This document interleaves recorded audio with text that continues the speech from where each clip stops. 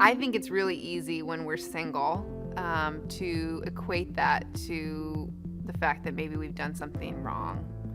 Because oftentimes when you go to a wedding, you hear people use language like, the Lord is blessing me. The Lord is blessing me so much. And even now, as I have so many friends that are having babies and they post pictures and they talk about what a blessing from the Lord it is, I have to pause and think, will that ever be a blessing in my life? Will kids, will marriage be a blessing?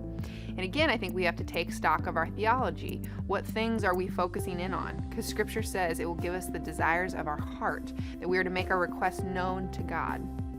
But it also talks about a lot of suffering. It also talks about a lot of waiting.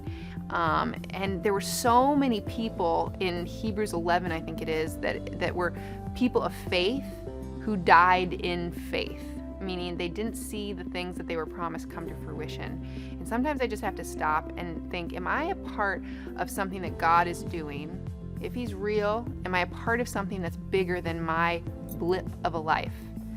But if my blip of a life matters in the way that the other people in Hebrews 11 mattered, then will I be faithful? Somehow, our theology in the church is that when we see other people being blessed and we're not being blessed in that area, then it either our theology crumbles because we think it's a rewards-based system, or we become embittered, or we think maybe we're living in sin and that God's punishing us.